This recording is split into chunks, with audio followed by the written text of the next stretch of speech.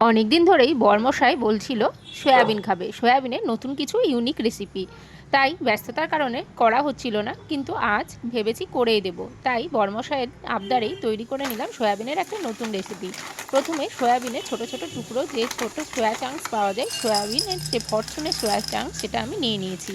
নিয়ে গরম জল দিয়ে আধা ঘন্টা মতো ভিজিয়ে রেখেছি। তার সাথে আমি কিন্তু এই সয়াবিনের মধ্যে অবশ্যই একটুখানি লবণ অ্যাড করেছি। দিয়ে বেশ কিছুক্ষণ ঢাকা দিয়ে রেখে দিয়েছি। এইবার পেঁয়াজগুলো একেবারে ছোট ছোট, একদম কিমার মতো একেবারে ছোট ছোট টুকরো করে একেবারে কুচি করে কেটে নিতে হবে। দেখো পেঁয়াজগুলো আমি কিন্তু একটা এই যে বোলটা রয়েছে, এর বোলের মধ্যে দিয়ে কিন্তু সুন্দর দেখো একেবারে ছোট ছোট কুচি করে কেটে নিয়েছি। এইবার মশলা বানানোর পালা। মশলার জন্য নিয়েছি আমি একটু টমেটো, একটু নিয়েছি রসুন, আর নিয়েছি দুটো কাঁচা লঙ্কা। এই দিয়ে একটা স্মুথ পেস্ট কিন্তু বানিয়ে নেব। বেশ ভালো করে স্মুথ পেস্ট বানিয়ে নেওয়ার পর আরও একটা মশলা কিন্তু আমাদের বানিয়ে নিতে হবে।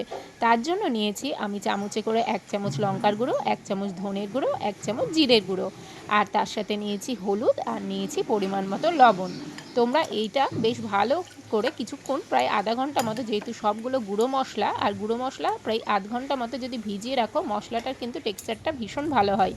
কড়াইতে তেল গরম করে নিয়েছি, নিয়ে দিয়েছি গরম মশলা ফোড়ন, আর দিয়েছি অল্প জিরে ফোড়ন, আর এর মধ্যে দিয়ে দিলাম আমি কুচি করে রাখা যে পেঁয়াজের টুকরোগুলো ছিল সেইগুলো দিয়ে ভালো করে লাল হওয়া পর্যন্ত একটু ভাজা ভাজা করে নেব। বেশ কিছুক্ষণ ভাজা ভাজা হয়ে যাওয়ার পর দেখো পেঁয়াজের কালারটা একটু চেঞ্জ হয়ে গেছে। এই অবস্থায় আমি কিন্তু যে বেটে রাখা পেস্টটা রয়েছিল, মানে টমেটোর যে পেস্ট, সেই পেস্টটা কিন্তু দিয়ে দিয়েছি। বেশ কিছুক্ষণ কিন্তু যতক্ষণ না টমেটোর কাঁচা গন্ধটা চলে যায়, ততক্ষণ পর্যন্ত মশলাটা কিন্তু ভালো করে ভেজে নিতে হবে। এরপর দেখো বেশ কিছুক্ষণ তেলটা কিন্তু বেরিয়েও এসেছে। এইবার যে মশলাটা ভিজিয়ে রেখেছিলাম অনেকক্ষণ, সেইটা আমি দিয়ে দিলাম।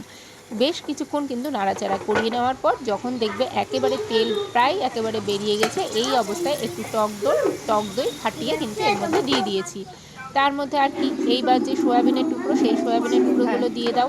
দিয়ে বেশ ভালো করে নাড়াচাড়া করে নাও। আর এই ইউনিক এই সয়াবিনের রেসিপিটা পরোটার সাথে কিন্তু জাস্ট জমে যাবে। তারপরে দিয়ে দিয়েছি আমি ছোট ছোট টুকরো করে রাখা পেঁয়াজের টুকরোগুলো। এইভাবেই কিন্তু তোমাদের সয়াবিনের এই নতুন রেসিপিটা তৈরি করে নিতে পারো। অসাধারণ খেতে হয়, আর বিশ্বাস করো রাতে পরোটার সঙ্গে জাস্ট একেবারে জমে গেছিলো।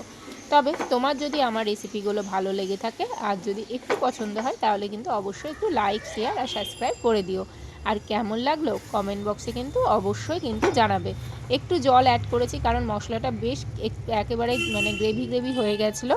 এই অবস্থায় একটু জল অ্যাড করে বেশ কিছুক্ষণ ঢাকা দিয়ে রেখে দিয়েছি। দেখো কালারটা কতটা সুন্দর এসেছে। আর এইভাবে তোমরা সয়াবিনের নতুনভাবে রান্না করে কিন্তু জাস্ট তাক লাগিয়ে দিতে পারো। ব্যাস পরিবেশন করার পালা। এইবার পরোটার সাথে বা ভাতের সাথে গরম গরম খাও সয়াবিনের এই রেসিপিটা, বা সয়াবিন মাঞ্চুরিয়ান। হ্যাঁ, রেসিপিটা কেমন লাগলো তা কিন্তু অবশ্যই জানাবে। দেখো এর উপরে একটু দিয়ে দিয়েছি কাঁচা লঙ্কা, আর কালারটা দেখেছো কতটা সুন্দর এসেছে না? তাহলে আজকের মতো বিদায় জানাই, টাটা। আবারও চলে আসবো কোনো একটা দিন নতুন রান্না।